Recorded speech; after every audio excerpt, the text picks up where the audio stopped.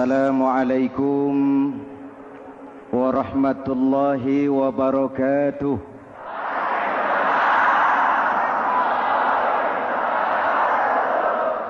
Alhamdulillah wassalatu wassalamu ala Rasulillah Sayyidina Muhammad ibn Abdullah wa ala alihi wa sahbihi wa mawala, amma ba'du. Hadirin hadirat ma'asyiral muslimin yang saya cintai, Ramadan adalah madrasah, sekolah, tempat di mana kita banyak sekali belajar tentang hidup dan kehidupan, supaya kita lebih siap menghadapi hidup, supaya kita punya wawasan, supaya kita mampu melihat persoalan jauh ke depan, supaya kita tidak terjebak pada keuntungan sesaat tapi merugikan jangka panjang. Malam ini saya ingin mengajak kita semua melihat kurikulum Ramadan. Pelajaran apa yang diberikannya kepada kita? Pertama, Ramadan mengajarkan kita menjadi orang-orang yang sabar, ulet, dan tahan uji. Ini zaman di mana persaingan tajam. Betul? Jangankan jadi pejabat tinggi, jangankan jadi pengusaha sekarang ini, jadi kiai saja kalau tidak sanggup bersaing,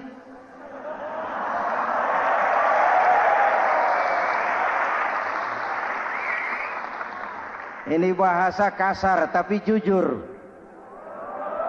Karena orang sekarang hidup di zaman banyak pilihan.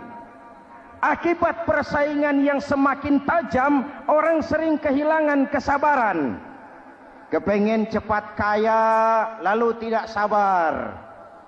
Makan renten, nipu orang, buka peternakan tuyul, korupsi. Sekarang ini kan lagi santer Bulog Gate jilid 2. Rupanya memang tajam uang Bulog itu. Bulog sudah memakan salah seorang mantan ketuanya. Berdoa Amang. Bulog sudah memakan seorang presiden.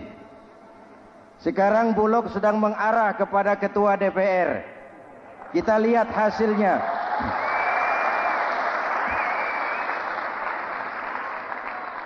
Tentu saja kita prihatin, karena kita tahu ekonomi kita sedang sulit. Hutang melilit leher, tetapi pada sisi lain kita melihat enak saja uang mengalir puluhan miliar untuk sesuatu yang tidak terkait dengan kepentingan rakyat.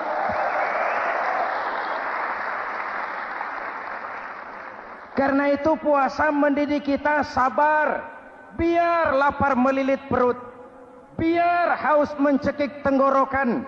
Kalau maghrib belum datang, jangan sentuh makanan, jangan ambil minuman. Sabar. Betul? Ada waktunya. Lalu lintas itu macet karena kendaraan besar tidak mau ngalah, kendaraan kecil tidak tahu diri. Betul? Antrian di pasar kacau karena yang sudah dapat nggak mau minggir, yang di belakang dorong-dorong. Betul? Dimanapun antrian kacau, Bung. Kalau yang sudah dapat mau dapat lagi, yang nunggu kelamaan, akhirnya dorong-dorongan, kacaulah kehidupan sosial. Puasa melatih kita sabar. Karena sebagai bangsa kita punya latar belakang sejarah. Kita ini bangsa yang ditempa oleh segala macam kesulitan. Kita 350 tahun dijajah Belanda, sulit. Setelah merdeka, kita dirongrong oleh berbagai macam pemberontakan, susah. Lalu PKI berontak, susah lagi. Lalu berdiri Orde Baru, lama-lama susah lagi. Orde Baru selesai, muncul reformasi, masih susah juga. Kita bangsa yang ditempa oleh kesulitan, bangsa yang tahan bantingan, bukan bangsa yang cengeng. Karena itu mari kita menjadi diri kita.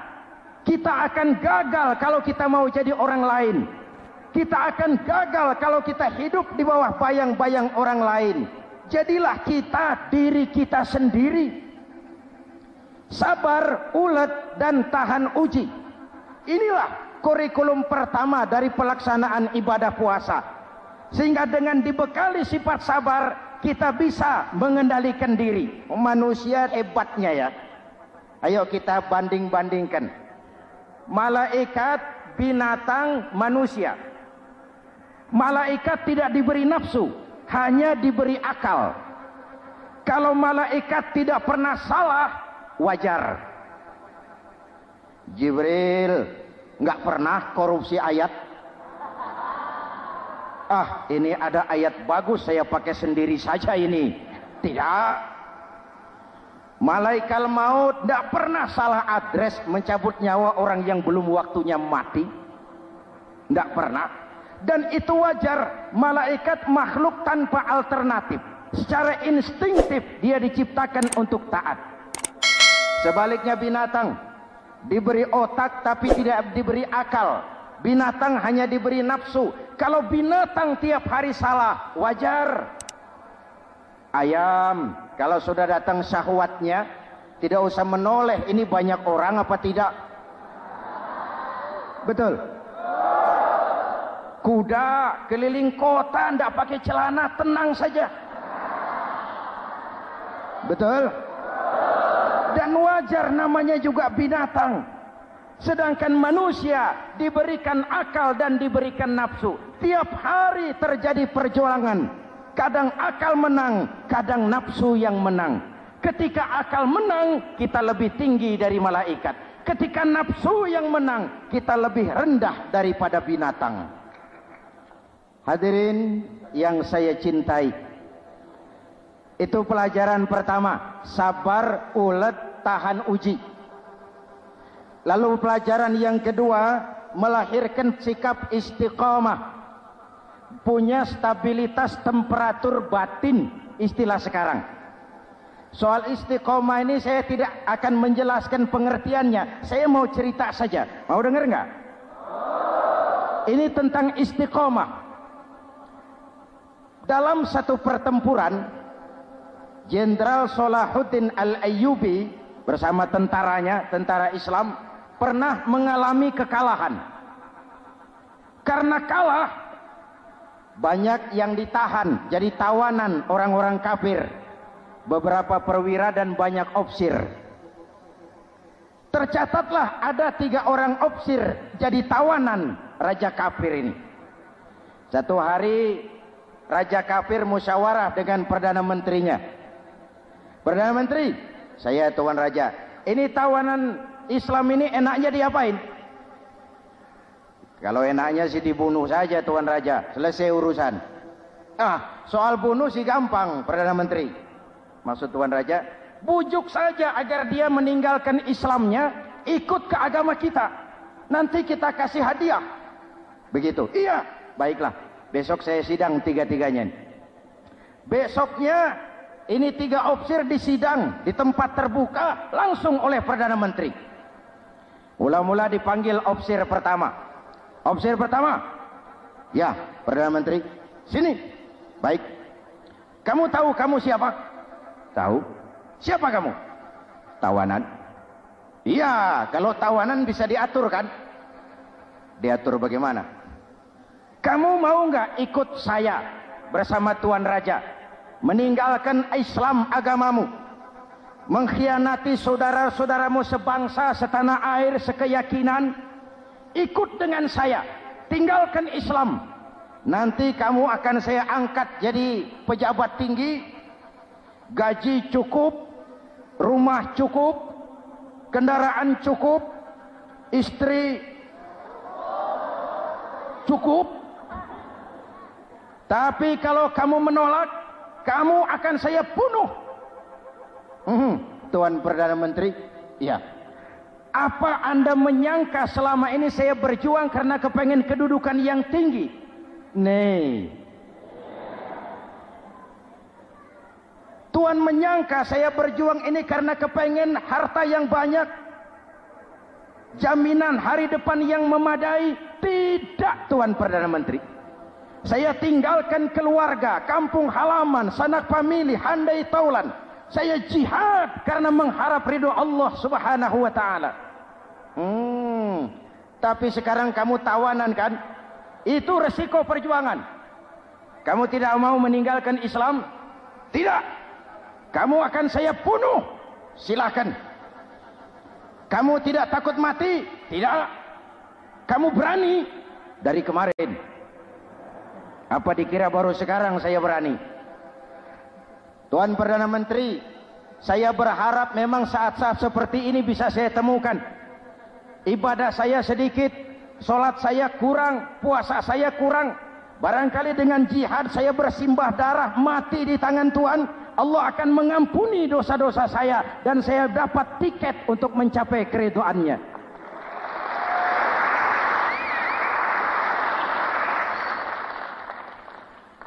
Gila kamu, biarin. Kalau ini Tuan anggap gila, saya bisa berbuat lebih gila dari ini. Saya bunuh kamu, bunuh. Algojo dipancung, deal. Ini terlepas kepalanya dari badannya, menggeluntung kepalanya ke bawah, jatuh bergelindingan. Itu kepala lepas dari badan, ngaji, baca ayat Quran, sampai Perdana Menteri bingung. Minggir, ini ada kepala ngaji. Ayatnya yang dibaca, ya ayyatuhan nafsul mutmainnah irji'i ila rabbiki radiyatan mardiyah. Wahai jiwa yang tenang, kembalilah kepada Allah dengan diridhoi. Masuklah ke dalam golongan hamba-hambaku dan masuklah ke dalam surgaku. Matanya terpejam rapat, bibirnya tersenyum. Dia gugur sebagai syahid karena membela keyakinan. Dia istiqamah, tidak goyah oleh tawaran jabatan dan kedudukan yang tinggi.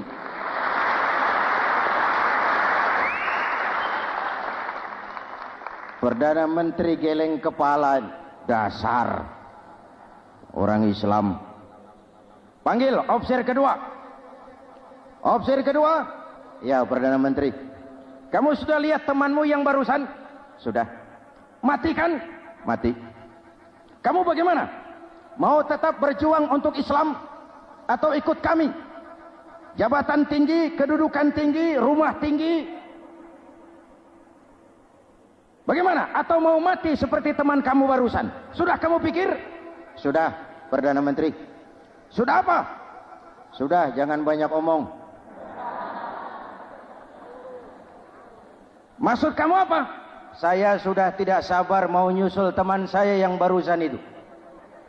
Saya tidak bayangkan bagaimana disambut oleh malaikat di surga, disambut oleh para bidadari di surga, menggapai ridho Allah. Oh, Perdana Menteri, sudah jangan banyak omong. Kalau mau potong, potong saya. Perdana Menteri bilang ini lebih gila dari yang pertama. Yang pertama masih mau diajak ngomong, ini malah langsung minta disembelih. Ayo, Algojo, potong. Potong lagi. Deal. Terpisah lagi kepalanya dengan badan, jatuh ke bawah, menggeluntung, ngaji lagi. Ayatnya yang dibaca, wujuhun yawma izin nadirah ila rabbiha nadirah. Muka mereka hari itu berseri-seri kepada ridho Allah. Mereka memandang bibirnya senyum, matanya terpejam, dan dia ajal dengan husnul khatimah, mendapat syahid karena teguh punya keyakinan, istiqamah dalam perjuangan, tidak goyang, tidak mencela dan mencele.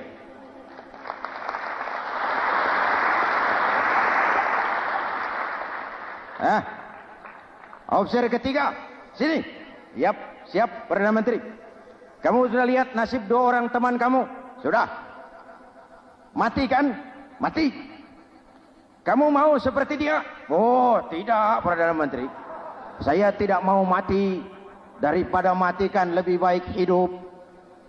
Kamu mau ikut saya? Mau, Perdana Menteri. Mau. Gaji besar, rumah besar, kendaraan besar, istri.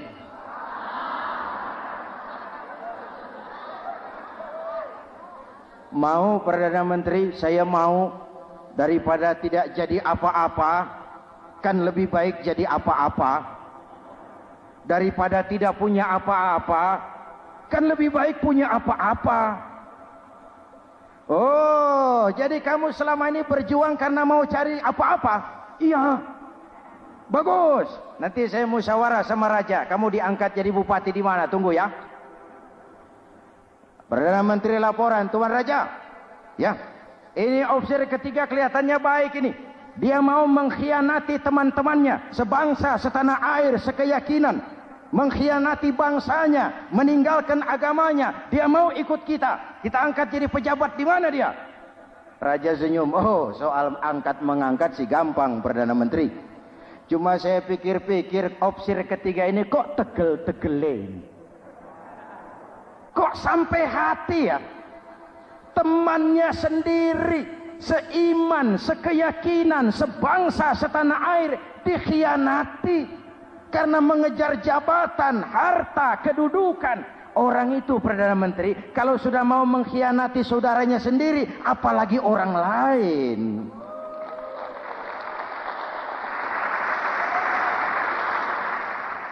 Ini opsi ketiga, ini opsi bejat. Anda bayangkan temannya sendiri dikhianati. Nanti kalau ada kesempatan, kita ditikam dari belakang. Jadi bagaimana Tuan Raja? Malah kalau saya lihat yang 2 yang sudah mati itu orang hebat, Perdana Menteri. Punya pendirian, istiqamah. Malah kalau bisa yang 2 itu dihidupin lagi. Loh, dihidupin bagaimana Tuan Raja, sudah kadang mati. Jadi bagaimana ya opsi ketiga ini? Bunuh. Bunuh. Buat apa piara benalu jadi duri di kaki nanti? Bunuh. Baik, Perdana Menteri kembali. Opsi ketiga, siap Perdana Menteri. Saya jadi bupati di mana? Bupati. Modar sampean. Loh, saya mau dibunuh. Bunuh. Katanya kalau ikut agama Tuan, meninggalkan agama kami, saya akan jadi pejabat tinggi. Kamu opsi bejat, kamu tidak punya pendirian. Saudaramu sendiri seagama kamu khianati, apalagi orang lain. Potongan kayak kamu jadi pejabat, rusak negara ini.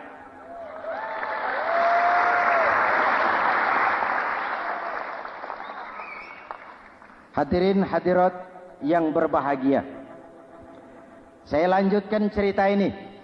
Nanti kesimpulan diambil sendiri-sendiri. Jadi saya mau dibunuh, Tuan Perdana Menteri. Ya, kamu mau dibunuh. Tidak jadi pejabat. Tidak. Kamu bejat. Bejat kok mau jadi pejabat. Nanti juga kalau kamu jadi pejabat, paling kerjamu memperkaya dirimu sendiri. Paling banter keluargamu dan golonganmu. Rakyat tetap saja tidak terurus.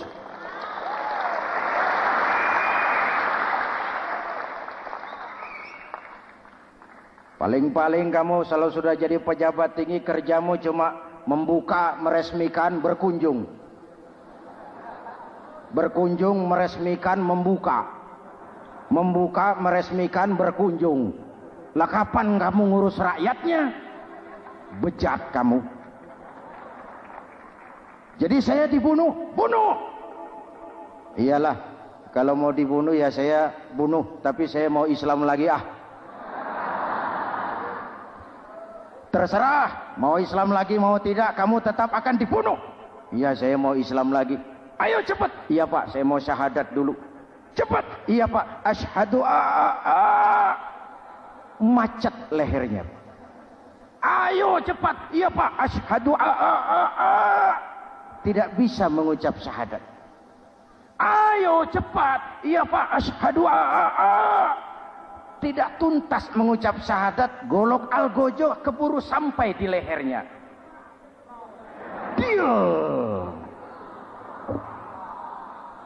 Darah mancur, pisah kepala dengan badan, menggeluntung ke bawah. Ngaji lagi. Dia bekas santri, masih bisa ngaji. Cuma ayat yang dibaca lain sama dua temannya tadi. Ayat yang dibaca, afaman haqqa alaihi kalimatul azab, afaman haqqa alaihi kalimatul azab, afa anta tunkizu man finnar. Ini ayat yang dibaca. Orang yang memang sudah dapat vonis akan mendapat azab, bisakah kamu menyelamatkan dia dari neraka? Bertahun-tahun berjuang di bawah bendera Islam untuk kejayaan Islam. Di akhir hayatnya dia tergoda oleh kedudukan dan harta, oleh jabatan dan pangkat. Ia bergeser, imannya rapuh, hilang istiqomahnya, ditinggalkan agamanya, dan dalam keadaan begitu dia mati, dia su'ul khatimah. Na'udzu.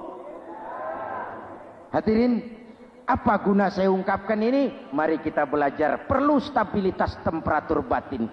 Saya sering katakan, berapa banyak orang waktu di bawah teriak-teriak berantas korupsi, ganyang korupsi, sikat korupsi, cuma karena belum dapat kesempatan.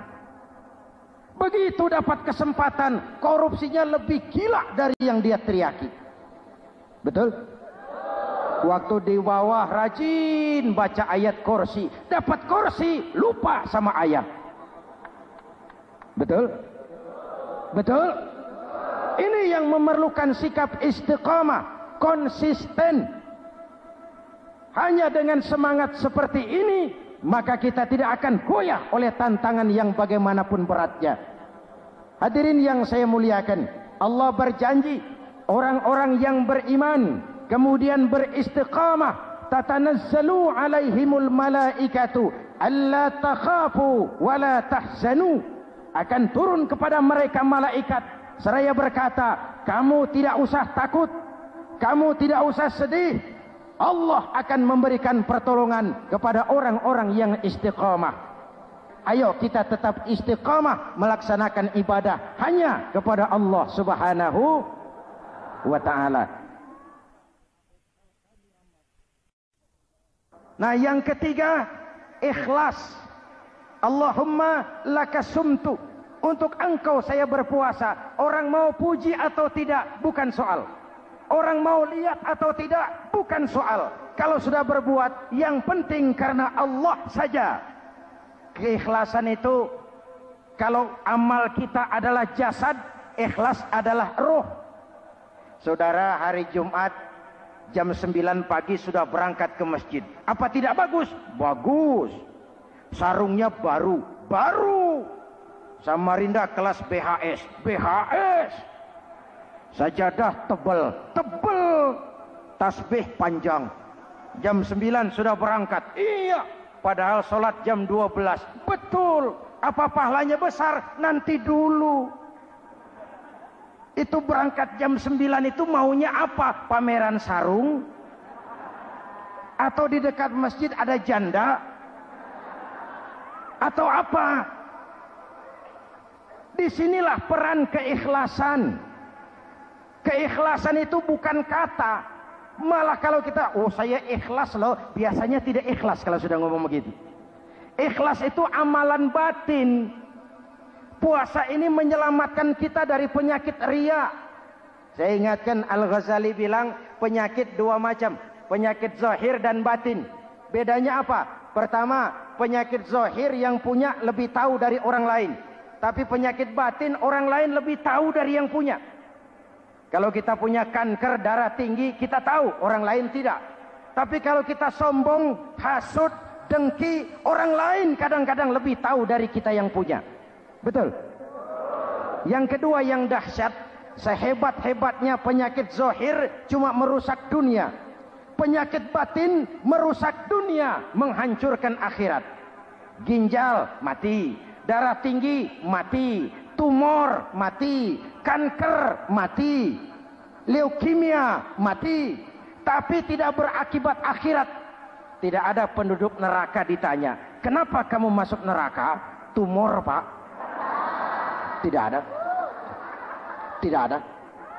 Sehebat-hebatnya penyakit zahir cuma merusak dunia, tapi penyakit batin merusak dunia, menghancurkan akhirat. Sombong, penyakit batin, di dunia dijauhi orang, di akhirat neraka tempatnya. Kikir, penyakit batin, di dunia dijauhi orang, di akhirat neraka tempatnya. Betul? Maka Al-Ghazali heran, kalau diserang penyakit zahir kita panik, cepat-cepat cari dokter. Tapi kalau diserang penyakit batin kita tenang-tenang saja. Padahal penyakit batin merusak dunia dan lebih hebat lagi menghancurkan akhirat. Maka puasa melahirkan keikhlasan. Agar di dalam melaksanakan ibadah cuma kita dan Allah saja. Inilah jiwa dan semangat yang sekarang ini pun sudah mulai menjadi langka. Semuanya karena akhirnya yang subur mental penjilat. Sumuhun dawuh, pasukan kulonuun, barisan asal bapak seneng, pasukan kumaha juragan wae, organisasi oke bos. Kita miskin dengan orang-orang yang punya prinsip, yang berani berkata ya terhadap yang benar, sanggup berkata tidak terhadap yang tidak benar, apa dan bagaimanapun resikonya. Kita terlalu kaya dengan barisan asal bapak seneng, pasukan oke bos, organisasi kumaha juragan wae, dan kita miskin dengan orang-orang yang punya kepribadian, yang tegar dan istiqomah apapun resiko yang dihadapinya. Jadi dengan keluar dari sekolah Ramadan, semangat keikhlasan makin tumbuh dalam hidup dan kehidupan kita. Ibu bapak hadirin hadirat yang berbahagia, itulah makanya puasa disebut ibadah sirriyah, ibadah abstrak, cuma kita dan Allah saja yang tahu. Ini lebih mendorong semangat keikhlasan. Kata Imam Al-Ghazali, "An-nas kulluhum mauta illa al-alimun, wal-alimuna niyamun illa al-amilun, wal-amiluna mughtarruna illa al-mukhlisun." Manusia itu mati kecuali orang yang berilmu. Orang yang berilmu walaupun hidup tidur kecuali yang mengamalkan ilmunya. Dan orang yang mengamalkan ilmunya banyak yang tertipu kecuali yang ikhlas di dalam mengamalkan ilmunya. Manusia mati kecuali yang berilmu. Yang berilmu walaupun hidup tidur kecuali yang mengamalkan ilmunya. Yang mengamalkan ilmunya banyak yang tertipu, menyangka amalnya sudah banyak, solatnya sudah hebat, zakatnya sudah luar biasa, jihadnya sudah mantap. Banyak yang tertipu kecuali yang ikhlas di dalam mengamalkan ilmunya. Jadi amal tanpa ikhlas, jasad tanpa ruh. Itulah makanya nuansa Ramadan dengan ibadah puasa mengembangkan semangat keikhlasan di antara kita semua. Mari kita baca doa sama-sama munajat, mohon pertolongan Allah agar kita diselamatkan dari penyakit riya dan ditumbuhkan semangat keikhlasan. Ala hadhihi niyyah wa ila hadratin nabi. Al-Fatihah. Bismillahirrahmanirrahim. Alhamdulillahi rabbil alamin. Ar-Rahmanir-Rahim. Maliki yaumiddin. Iyyaka na'budu wa iyyaka nasta'in. Ihdinas siratal mustaqim. Siratal ladzina an'amta 'alaihim ghairil maghdubi 'alaihim waladdallin. Amin. Bismillahirrahmanirrahim. Amin. Alhamdulillahi rabbil alamin. اللهم صل وسلم وبارك على سيدنا محمد وعلى آله وصحبه أجمعين. اللهم اجعل جمعنا هذا جمعا مرحوما وتفرقنا من بعده تفرقا معصوما. اللهم اجعل جمعنا هذا جمعا مشكورا وتفرقنا من بعده تفرقا مغفورا. اللهم اجعلنا من السعداء المقبولين ولا تجعلنا من الأشقياء المردودين. ربنا تقبل منا صلاتنا وصيامنا وقيامنا وتخشعنا وتعبدنا وتضرعنا وتمم تقصيرنا برحمتك يا أرحم الراحمين. اللهم أصلح من في صلاحه صلاح المسلمين. اللهم أهلك من في هلاكه صلاح المسلمين. Ya Allah, dengan sepenuh perasaan dan pengharapan, dengan segala keremahan dan kerendahan, kami bermohon kepadamu, berikan kami kekuatan zahir dan batin, berikan kami kesabaran dan ketabahan, sikap istiqamah dalam mengarungi hidup yang penuh ujian ini. Karuniakan kepada kami pemimpin-pemimpin yang takut kepadamu dan sayang kepada kami. Rabbana hab lana min azwajina dhurriyyatina qurrata a'yun waj'alna lil muttaqina imama. Afdalu ma qultuhu ana wan nabiyyuna min qabli. La ilaha illallah.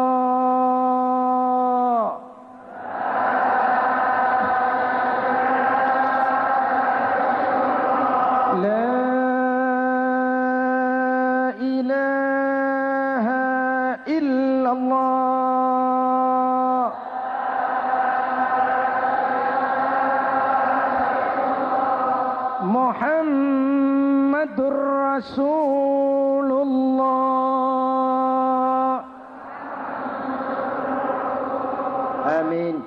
Kalimatu haqqin 'alaiha nahya wa 'alaiha namut wa 'alaiha wa biha nub'atsu insyaallah minal aminin birahmatika ya arhamar rahimin. Sallallahu ala sayyidina Muhammadin wa ala alihi wa sahbihi ajma'in. Hana rabbika rabbil izzati amma yasifun. Salamun alal mursalin. Walhamdulillahi rabbil alamin. Assalamualaikum warahmatullahi wabarakatuh.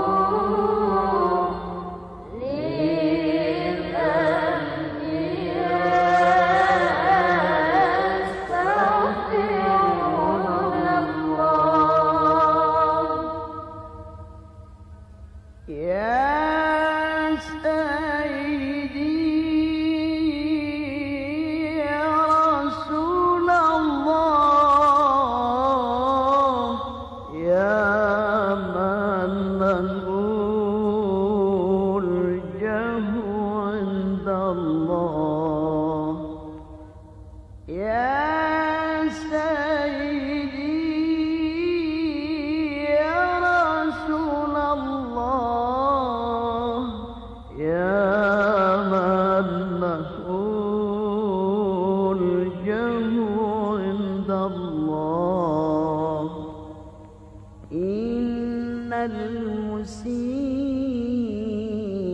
المسيئين قد جاءوا لذنبي يستغفرون الله يا سيدي يا رسول الله يا من له الجهر عند الله يا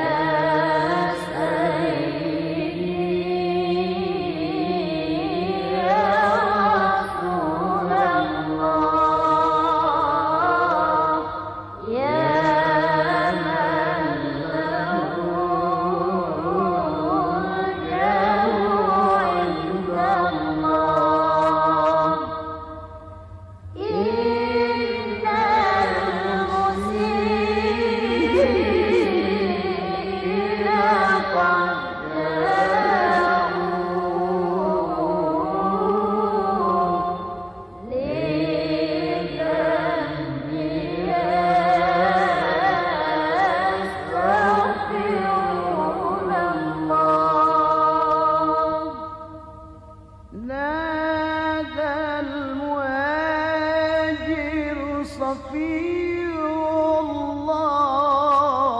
الله ذاك ابن عيسى أبا السادات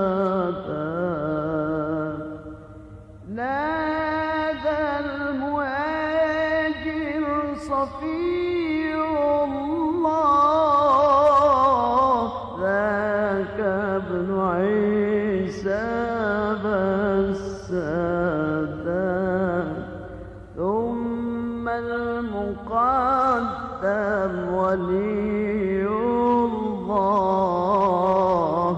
أوصوا الورى قدوات القذى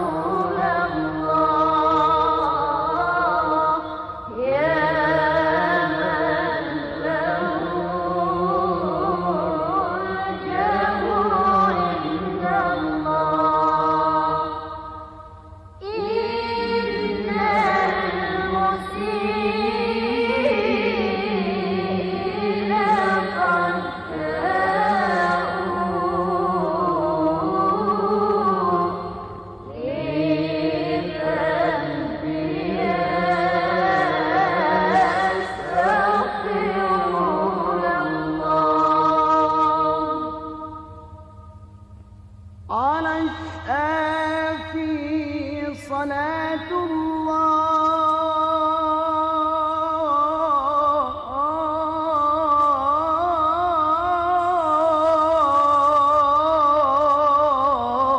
الله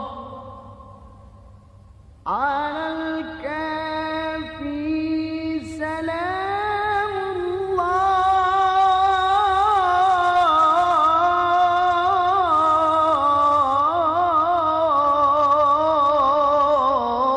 الله على النبي سلام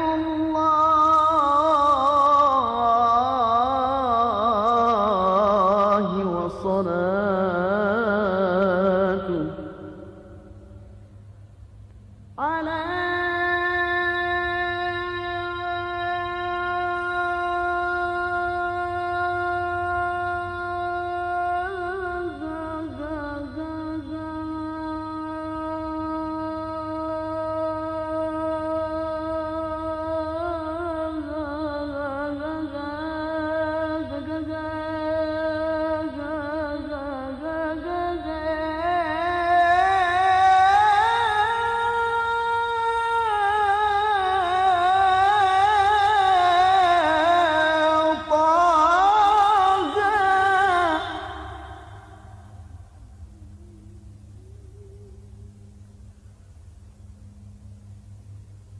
صلاة الله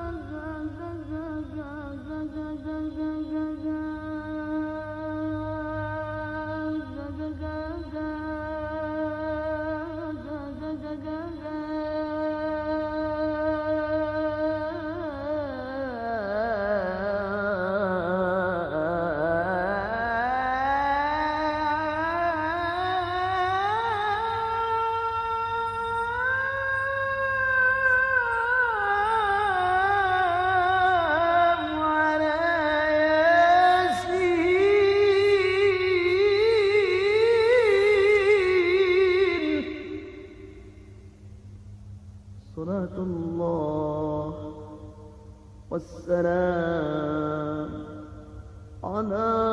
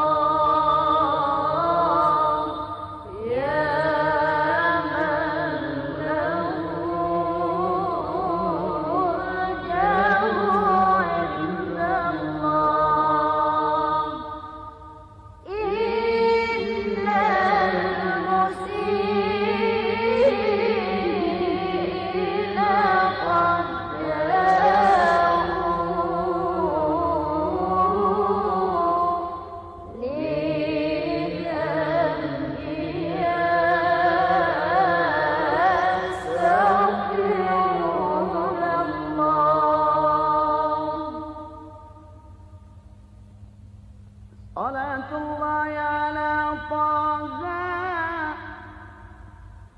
صلاة الله على المصطفى صلاة الله والسلام على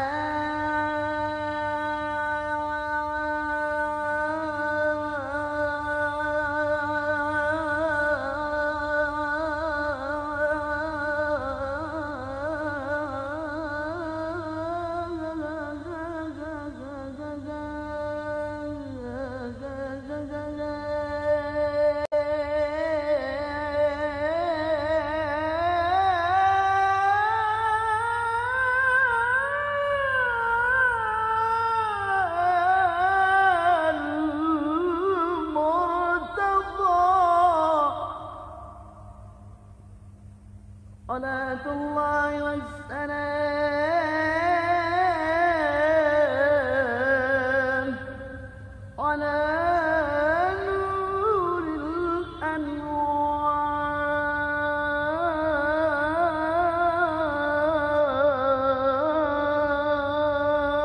الأنوار يا سيدي يا رسول الله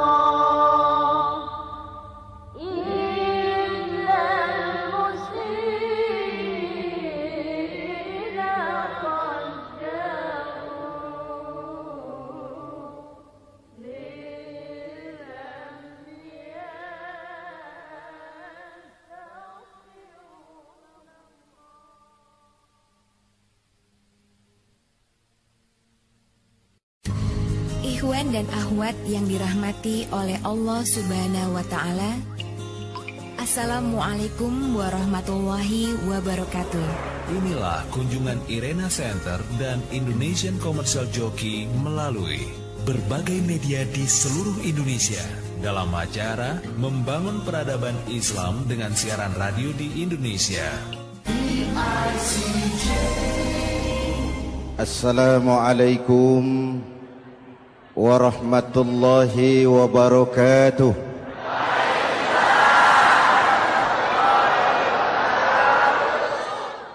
Alhamdulillah wassalatu wassalamu ala Rasulillah Sayyidina Muhammad ibn Abdullah wa ala alihi wa sahbihi wa mawala, amma ba'du. Saudara-saudara kaum muslimin di seluruh tanah air, hari-hari pada minggu akhir Ramadan kita bersama-sama menyaksikan sebuah fenomena tentang pindahnya kegiatan umat dari masjid ke pasar, dari masjid ke terminal, dari masjid ke stasiun, dari masjid ke bandara. Apa boleh buat, itulah wajah kita. Bahwa lebaran artinya mudik, bahwa lebaran artinya baju baru dan makanan. Lebaran berbeda dengan Idul Fitri. Lebaran adalah tradisi yang setiap kita boleh ikutan. Siapa saja boleh ikut lebaran, tapi tidak tiap orang bisa merayakan Idul Fitri. Mau puasa atau tidak puasa, boleh lebaran. Tidak dilarang sama petugas keamanan. Mau ibadah Ramadan atau tidak melaksanakan ibadah Ramadan, boleh ikut lebaran. Tapi tidak berarti merayakan Idul Fitri, karena selalu ada kos dari apa saja yang kita lakukan. Saya mau cerita, mau dengar nggak? Ada dokter gigi, dokter baru. Satu sore praktek, pasiennya 4 orang nunggu duduk jejeran. Dipanggil pasien pertama, diperiksa, berlubang giginya, dicabut tanpa dibius. Namanya dokter baru. Pasien ini teriak, aduh sakit dok, tidak kuat, sakit. Teriakannya keras sekali. Pasien yang 3 orang yang nunggu gemeter, lari semua. Sudah saya dicabut, diobati, selesai, tanya, sudah selesai dok? Sudah mas. Berapa biayanya? 200.000. Loh, biasanya kan 50.000, kok 200.000? Biasanya sih memang 50.000, tapi siapa suruh kau teriak? Yang 3 lari.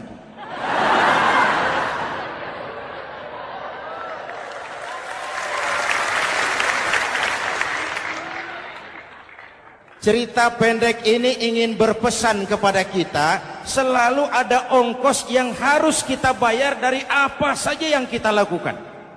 Mau ibadah atau tidak, mau jadi orang baik-baik atau jadi bajingan paling tengik, mau berbuat salah atau berbuat soleh, selalu ada kosnya, selalu ada ongkosnya.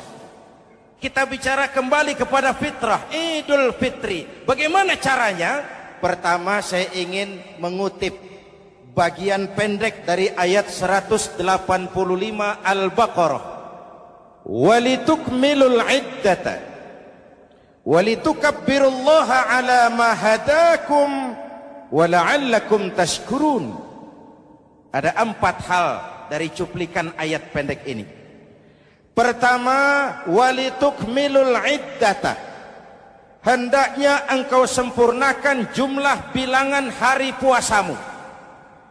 Berpuasa sebulan penuh. Sebulan penuh itu bisa 29, bisa 30. Pak, kalau beda pendapat bagaimana? Ada yang lebaran tanggal 5, ada yang lebaran tanggal 6. Hadirin, bagi yang punya kemampuan berijtihad, silahkan melakukan ru'yatul hilal. Bagi yang tidak, lebih aman ikut pesan Nabi. Apa pesan Nabi? Fa iza ikhtalaftum fa alaikum bis-sawadil a'zam ma'al haqqi wa ahlihi. Kalau kamu berbeda pendapat, ikut golongan terbanyak yang benar dan ahlinya. Jadi walaupun banyak, kalau tidak benar dan bukan ahlinya, tidak usah ikutin. Banyak, benar dan ahlinya. Contoh, 100 insinyur berbeda pendapat dengan 10 kiai tentang doa kunut. Yang diikuti pasti 10 kiai, bukan 100 insinyur. Betul? Atau sebaliknya, 10 insinyur berbeda dengan 100 kiai tentang konstruksi jembatan. Yang diikuti tentu 10 insinyur, benar dan ahlinya. Maka yang paling aman, kita punya Departemen Agama. Departemen Agama punya ahli dari MUI, dari Nahdlatul Ulama, dari Muhammadiyah, dari Al-Wasliyah, dari Syarikat Islam, dikumpulkan melakukan ru'yatul hilal. Yang paling aman, dengeri saja pengumuman Departemen Agama.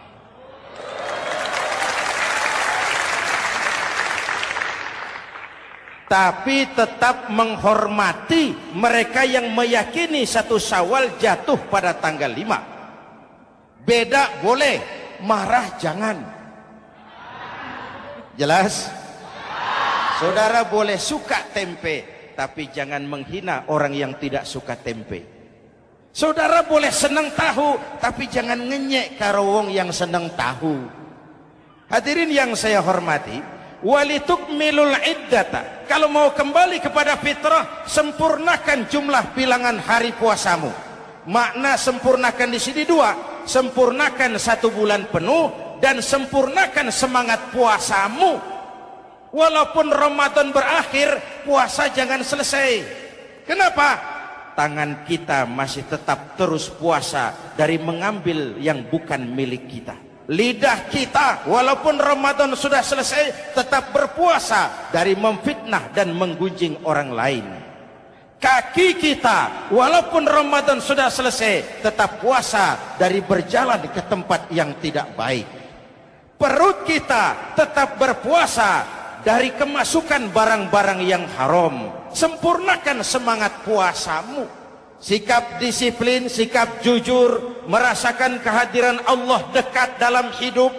Nih contoh ringan. Tadi waktu asar dan zuhur, saudara sholat apa tidak? Sholat. Waktu sebelum sholat kan berwudu. Ketika berwudu kan berkemur. Umpama waktu berkemur itu saudara korupsi, sedikit saja airnya saudara minum, saya yakin jangankan petugas keamanan, teman wudhu sebelah pun tidak akan tahu kalau waktu berkemur saudara korupsi. Kalau selesai Ramadan ini diterjemahkan, insya Allah negara kita bersih, berkurang korupsinya. Hadirin yang saya cintai, saya kembali kepada pesan Al-Baqarah 185 tadi. Walitukmilul iddata, sempurnakan jumlah bilangan hari puasamu. Puasa sebulan penuh dan kemudian lanjutkan semangat Ramadan. Disiplin, merasakan diri di bawah pengawasan Allah. Sekarang ini Allah ditekan. Kita iman dalam ucapan tapi sekuler dalam perbuatan. Tuhan cuma ada di masjid. Di kantor Tuhan hilang, maka korupsi merajalela. Tuhan cuma ada di masjid. Di pasar Tuhan hilang, maka timbangan tetap curang. Iman dalam ucapan tapi sekuler dalam perbuatan. Kalau jiwa dan semangat Ramadan kita bisa terapkan, insya Allah korupsi akan berkurang. Sekarang kan kita prihatin, yang tadinya teriak-teriak wong cilik malah ribut rumah mewah. Yang tadinya teriak-teriak rakyat kecil, sekarang malah ribut soal villa 5 miliar. Ini kan menyedihkan, memilukan dan memalukan. Tidak punya sense of crisis. Nah, saya juga nggak tahu apa itu. Udah dengerin aja, kenapa sih? Usil bener. Padahal ekonomi kita masih terpuruk. Lapangan kerja sulit. Jumlah pengangguran rata-rata 2 juta orang per tahun. Lapangan kerja baru sulit terbuka karena investor, jangankan yang dari luar mau masuk, yang di dalam siap-siap keluar. Terakhir kita dengar Sony, pabrik elektronik besar, mau cabut lagi, pindah invest ke Taiwan, menyusul pabrik silet yang di Ciputat itu. Ketika ditanya apa investasi di Cina lebih murah, tidak, dia bilang lebih mahal, cuma lebih pasti. Di Indonesia murah, cuma mejanya kebanyakan. Biaya siluman, namanya siluman gak karu-karuan. Keluar uang banyak, urusan tidak pasti, capek. Disahkan undang-undang penyiaran yang justru ditolak oleh masyarakat penyiar sendiri. Industri penyiaran bakal kolaps. Karena sekarang ini boro-boro mereka industri televisi mau break even point, mau pulang modal, dengan ke depan bisa bangkrut. Akibatnya bisa kita pastikan, jumlah pengangguran makin bertambah. Hadirin yang saya hormati, kita memang setuju jangan terlalu mengadopsi siaran-siaran televisi dari luar. Kita harus punya filter. Tapi pada sisi yang sama, kita juga harus memperhatikan lapangan kerja buat rakyat kita ini. Walitukmilul iddata, sempurnakan jumlah bilangan hari puasamu. Kalau jumlah hari puasa sudah sempurna, tuntunan yang kedua dari Al-Quran, walitukabbirullah, hendaknya engkau agungkan nama Tuhanmu. Takbiran. Takbiran itu bisa sendiri, bisa berjamaah, bisa di rumah, bisa di masjid, bisa di surau, bisa dengan pawai keliling, asal dilaksanakan dengan tertib dan tidak mengganggu lalu lintas umum. Prakteknya yang terjadi, pawai keliling itu mengganggu ketertiban umum, perang petasan, mengganggu lalu lintas. Terjadi macam, ada yang takbiran bawa bendera partai. Innalillahi wa inna ilaihi raji'un.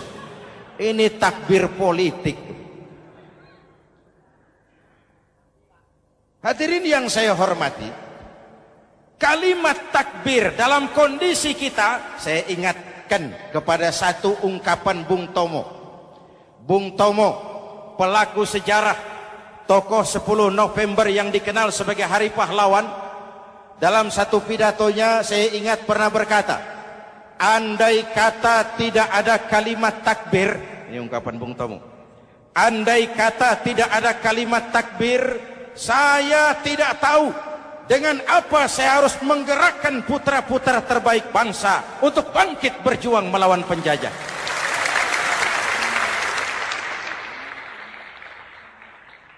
Ketika Allahu Akbar, itu londo, kelihatannya kecil, meriam nggak meleduk. Dahulu orang-orang tua kita cuma ada 2 kata, merdeka atau mati. Tidak berpikir nanti kalau menang dan merdeka saya jadi wali kota di mana.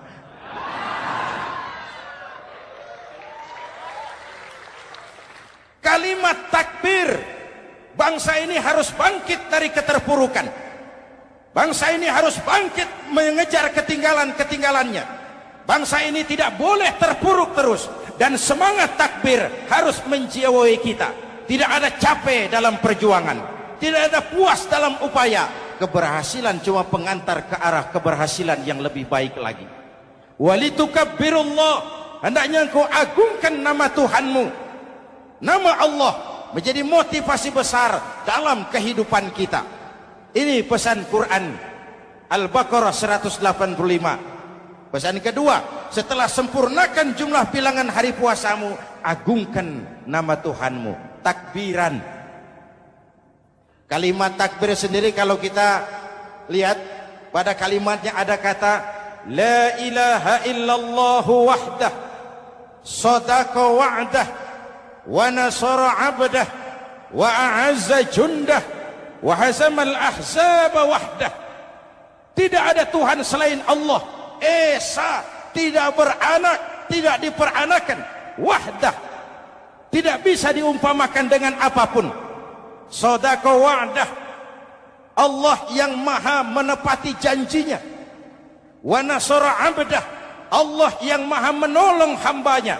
Kalau bukan kebesaran Allah, berat berjuang Ramadan ini melawan musuh yang tidak nyata. Puasa itu kalau olahraga golep. Benar Pak, kalau tinju lawannya kelihatan. Betul. Sepak bola musuh kelihatan. Bulu tangkis kelihatan. Golf siapa musuhnya? Itulah puasa, menghadapi musuh yang tidak kelihatan.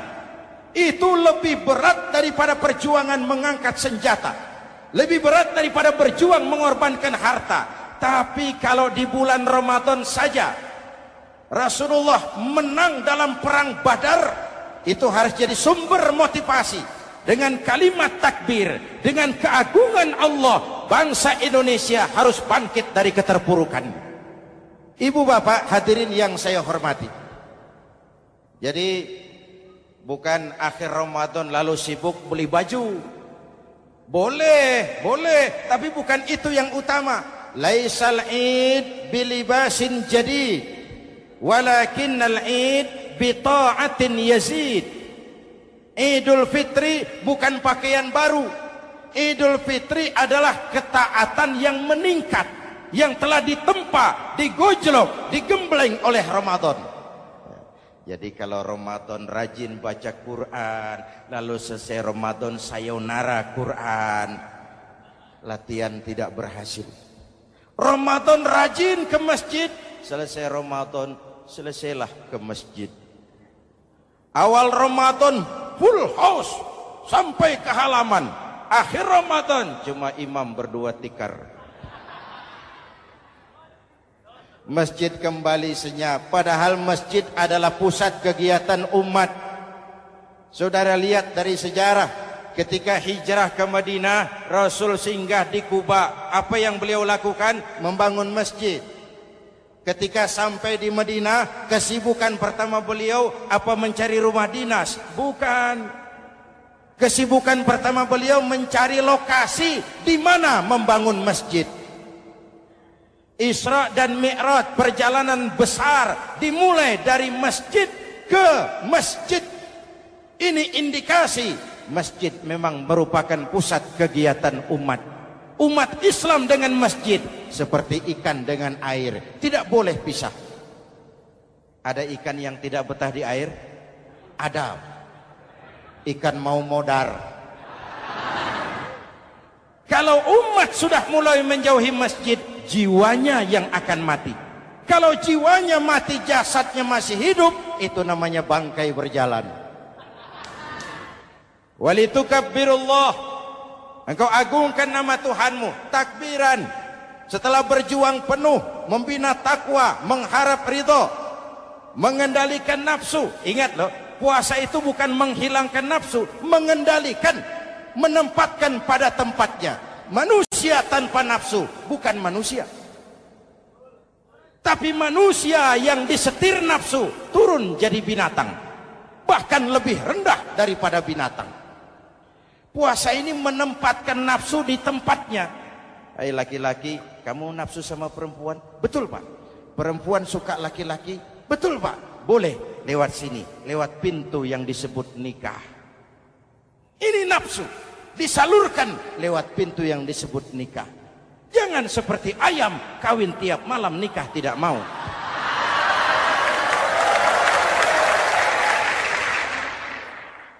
Manusia nafsu kepada materi, kepengen kaya, iya Pak, boleh. Usaha yang halal, jual beli yang halal. Wa ahallallahu al-bai'a wa harrama riba. Allah halalkan jual beli. Jangan ingin kaya lalu makan renten, ingin kaya lalu korupsi, ingin kaya lalu buka peternakan tuyul. Manusia ingin berkuasa, boleh, tapi tetap punya etika dan moral. Jangan ingin berkuasa lalu fitnah, ingin berkuasa lalu mengadu domba orang, ingin berkuasa lalu menghalalkan segala cara. Puasa menempatkan nafsu pada tempatnya. Manusia yang dikendalikan nafsu lebih puas daripada binatang. Saya punya ungkapan lama, sebuas-buasnya kerbau, makanannya tetap rumput. Saya belum pernah dengar ada kerbau terlalu buas lalu makan roti. Betul? Tapi manusia kalau sudah dikendalikan nafsu, manusia bukan cuma makan nasi, aspal, semen, kertas, minumnya solar, jauh lebih buas daripada binatang. Inilah puasa, arep nguwong ke wong, agar manusia itu jadi dirinya, fitrahnya, jangan dikendalikan oleh nafsu. Kita ini sudah diciptakan fi ahsani taqwim. Masya Allah. Presented by The Integral CJ's Management.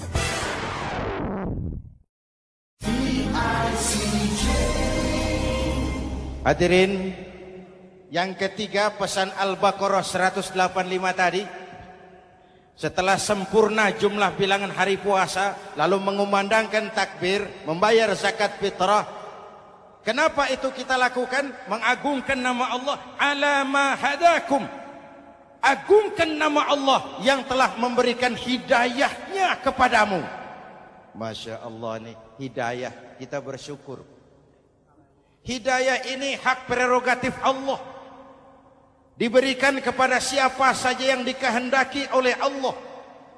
Kita bisa lihat dalam sejarah, ada anak Nabi tidak mendapat hidayah, tidak terpanggil mengikuti kebenaran yang disampaikan oleh bapaknya. Namanya Kan'an, putra Nabi Nuh. Ada ayah Nabi bernama Azar, ayah Nabi Ibrahim. Putranya penegak tauhid, ayahnya produsen berhala. Ada istri Nabi, istrinya Nabi Lut, tidak mendapat hidayah, tidak terpanggil mengikuti kebenaran. Lalu Abu Jahal, Abu Lahab, paman Nabi, melihat Nabi, menyaksikan mukjizat, mendengar wahyu, melihat tutur kata Nabi, hidayah tidak datang kepada dia, maka mereka tidak terpanggil mengikuti kebenaran. Kita alhamdulillah keponakan Nabi saja bukan, mendapat yang namanya hidayah ini. Ini harus kita pelihara, kita jaga baik-baik, karena ini merupakan hak prerogatif Allah. Yahdi man yasha, diberikan kepada siapa saja yang dikehendakinya. Hadirin, sembari kita mengambil pelajaran tentang Kan'an yang tidak dapat, putra Nabi Nuh. Ini saya ngambil bagian cerita sejarah. Masih mau dengar? Nabi Nuh diberi umur 950 tahun. Berdakwah sepanjang hidup.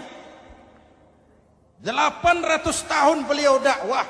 Dapat pengikut tidak lebih 80 orang. Rata-rata 10 tahun satu. Yang dihadapi ini umat yang kurang ajar, bandel, bajingan, tengik. Kalau diceramahi, telinganya ditutup dengan tangannya. Ini saking kurang ajarnya ini umat. Diberikan dakwah, telinganya ditutup dengan tangan. Nabi Nuh ketika di puncak kesabarannya munajat, ya Rabb, Bagaimana Nuh? Siang malam saya berdakwah kepada umat ini. Saya sampaikan risalahmu, saya canangkan seruanmu, saya sampaikan ajaranmu. Inni da'autu qaumi lailan wa nahara. Siang malam saya berdakwah kepada umat. Wa inni kullama da'autuhum ja'alu asabi'ahum fi adhanihim. Tiap kali saya sampaikan dakwah kepada mereka, mereka tutup telinganya dengan tangannya. Saya tidak sanggup menghadapi umat seperti ini, ya Allah. Habis mau kamu bagaimana, Nuh? Sikat saja sudah semua ini. Bikin mati saja. Nanti kalau punya anak, anaknya kafir lagi. Lebih baik bapak moyangnya, mbah-mbahnya sikat semua. Rabbi la tazar 'alal ardi minal kafirina dayyara. Jangan disisakan orang kafir. Habisin semua. Itu mau kamu? Iya. Buat kapal Nuh, nanti aku turunkan banjir. Dengan apa saya membuat kapal ya Rabb? Pakai kayu, Nuh. Kayunya dari mana ya Rabb? Dari pohon tentu.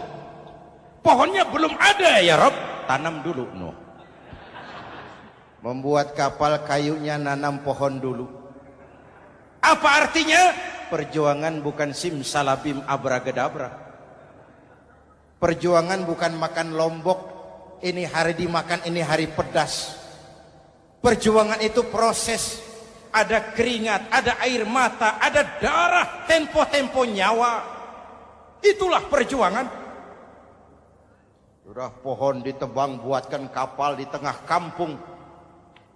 Umat unjuk rasa lagi. Nuh makin gila. Bikin kapal di tengah kampung, mau belayar kemana? Selesai Nuh, selesai ya Rabb. Naik. Orang-orang yang beriman bersamamu, naik. Binatang serba sepasang, naik. Naik Nuh, naik. Orang beriman, naik. Binatang serba sepasang. Gerimis mulai turun. Setelah kapal semua terisi, Nabi Nuh kontrol. Sudah naik semua? Sudah. Nuh. Mas Bejo, ada? Ada. Bawa painem, naik sudah masuk. Oke, hei, Kan'an anak saya ikut tidak naik kapal. Kami tidak lihat Nuh. Turun ke bawah. Ada Kan'an, kami tidak lihat Nuh. Naik ke atas buritan. Kelihatan Kan'an tidak ikut naik kapal. Kumpul bersama orang kafir di daratan. Inilah potret kehidupan. Kumpul dengan orang-orang kafir. Berapa banyak anak-anak kita tidak mau ikut orang tuanya ke masjid, kumpul dengan orang-orang kafir di tempat maksiat.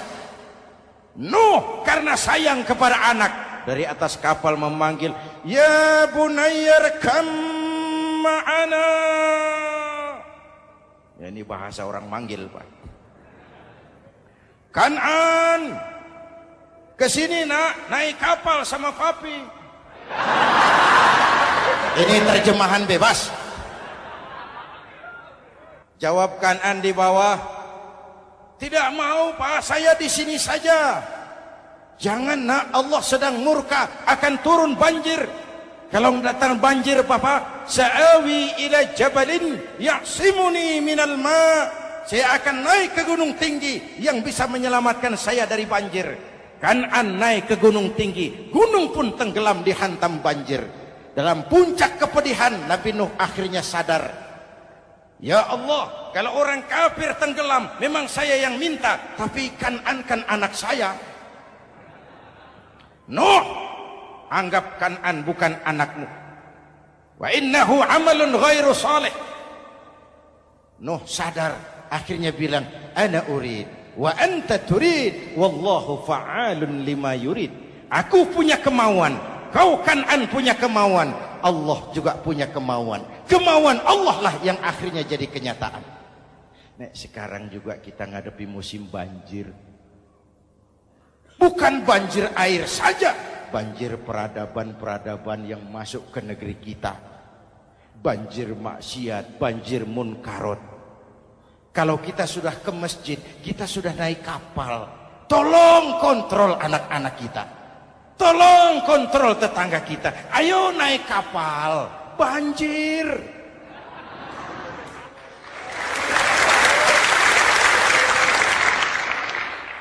Ditutup ayat ini dengan wala'allakum tashkurun. Atas hidayah yang diberikan kepada kita, kita bisa melaksanakan ibadah Ramadan, bisa takbiran, dan diakhiri dengan ungkapan tasyakkur. Tasyakkur dan tafakkur, mensyukuri nikmat. Saya berulang kali mengingatkan, nikmat bisa berubah menjadi azab kalau kita tidak pandai mensyukurinya. Bayangkan Pak, tahun 87-an kita itu jadi negara yang berswasembada pangan. Beras kita cukup untuk rakyat kita. Sekarang kita jadi pengimpor beras terbesar. Kita beli beras ke Vietnam, kita beli beras ke Thailand, ke negara-negara yang lebih kecil dari kita. Kenapa? Karena sawah kita tanami gedung dan beton. La in syakartum la azidannakum wa la in kafartum inna adzabi lasyadid. Kalau kamu bersyukur, aku tambah nikmat. Kalau kamu ingkar, tidak pandai bersyukur, awas, azabku pedih. Maka ungkapan saya, orang kaya bisa masuk surga karena hartanya. Orang kaya bisa masuk neraka juga karena hartanya. Syukur apa tidak syukur? Pejabat bisa masuk surga karena jabatannya. Pejabat banyak yang masuk neraka juga karena jabatannya. Syukur apa tidak syukur?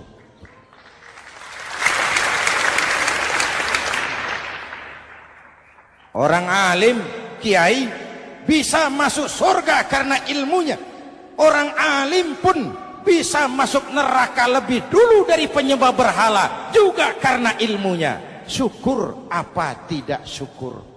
Kasih jabatan sebagai pemimpin lalu menyadari sayyidul qaumi khadimuhum. Pemimpin suatu umat adalah pelayan bagi umat itu. Pelayan harus melayani, bukan minta dilayani. Selama ini kita memandang jabatan itu jalan pintas menuju kaya. Jabatan itu artinya kekuasaan dan fasilitas. Maka yang lahir rampok-rampok baru.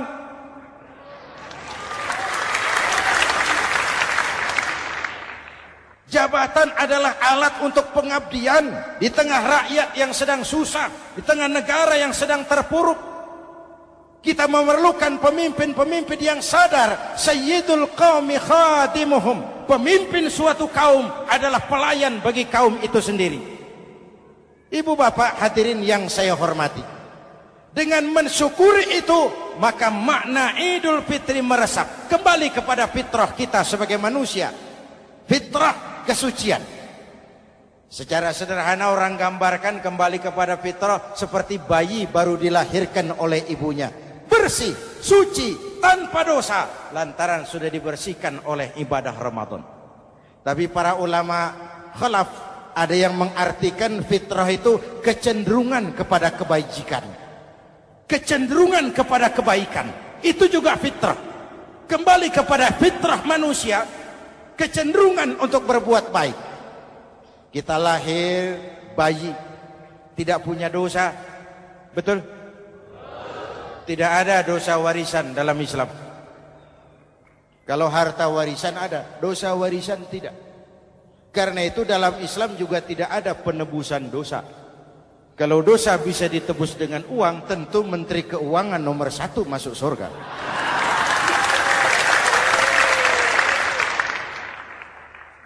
Dosa dalam Islam ditebus dengan taubat. Langsung kepada Allah, sonder calo. Hadirin yang saya hormati, kembali kepada fitrah seperti bayi baru dilahirkan oleh ibunya. Bersih, tidak punya dosa kepada Allah lantaran sudah dibersihkan oleh ibadah Ramadan. Soalnya kemudian kita kan tidak hanya bersalah kepada Allah, kita ini juga bergaul dengan sesama manusia. Betul? Sebuah hadis, sahabat ditanya oleh Rasul, "Atadruna manil muflis?" Saudara-saudara, tahu kamu siapa orang yang bangkrut? Oh Rasul, orang bangkrut yang tidak punya uang. Orang bangkrut yang tidak punya harta. Salah kata Rasul. Innal muflisa min ummati. Yang bangkrut dari golongan umatku, yang besok di hari kiamat datang menghadap Allah dengan membawa pahala solat, membawa pahala zakat, membawa pahala haji, membawa pahala sedekah pada satu pihak. Sementara pada sisi yang lain sebelah kiri, orang ini juga datang membawa kesalahan karena pernah mencaci maki orang, pernah memfitnah orang, pernah memakan harta orang dengan cara yang zalim. Satu sisi bawa kebajikan, sisi lain bawa kesalahan. Kalau ini yang terjadi, bagaimana nasib kita, kata Nabi? Tuhan, ini pahala solat saya, ini solat yang wajib, ini yang sunnah, rawatibnya, nawafilnya. Datang orang, sebentar Tuhan, apa? Dia memang rajin solat, tapi saya pernah dicaci maki. Hancur nama saya, remuk hati saya. Di dunia saya tidak bisa membalas karena dia lebih berkuasa. Sekarang saya menuntut keadilan. Betul? Iya Tuhan. Sini pahala solatmu, kasih orang yang kau caci maki.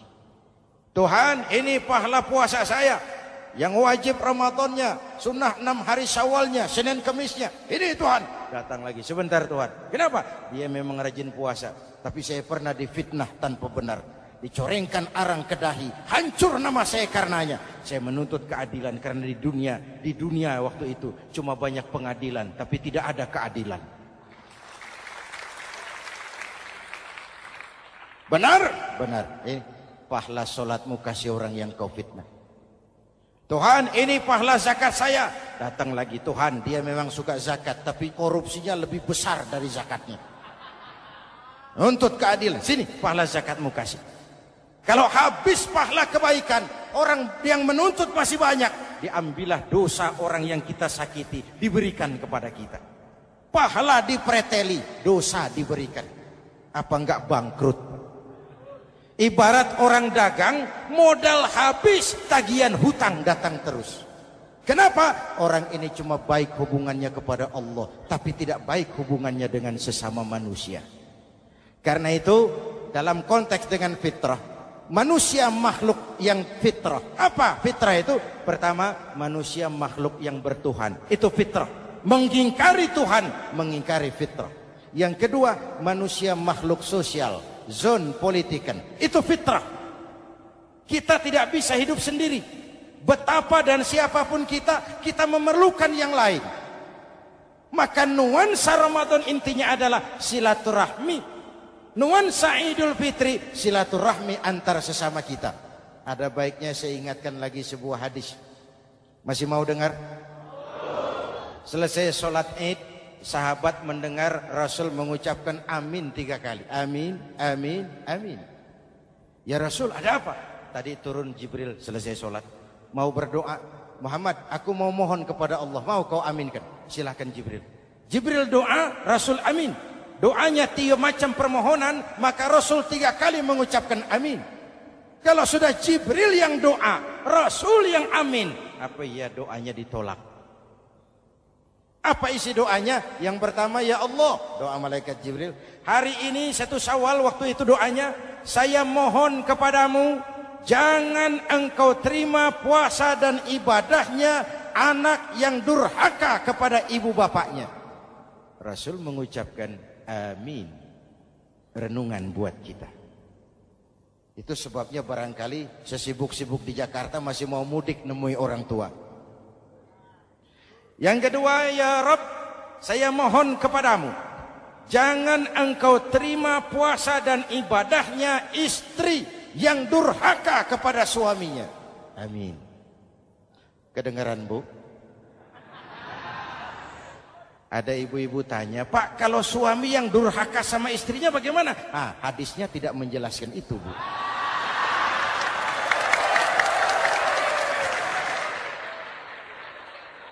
Lo menang sendiri.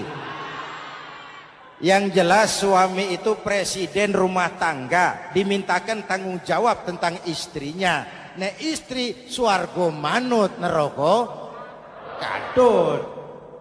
Ketika pulang Isra Mi'raj saja Rasul bercerita, aku diperlihatkan neraka. Neraka ya Rasul? Iya. Lalu aku lihat isinya kok kebanyakan perempuan. Perempuan. Laki bagaimana? Laki juga tidak sedikit. Cuma kebanyakan perempuan. Ya Rasul, apa mereka tidak sholat? Sholat. Apa mereka tidak ngaji? Oh, rajin mereka sama suaminya. Kenapa banyak mereka di sana? Rasul senyum dan menjawab, hunna yakfurnal asir. Umumnya perempuan kurang bisa terima kasih sama suaminya.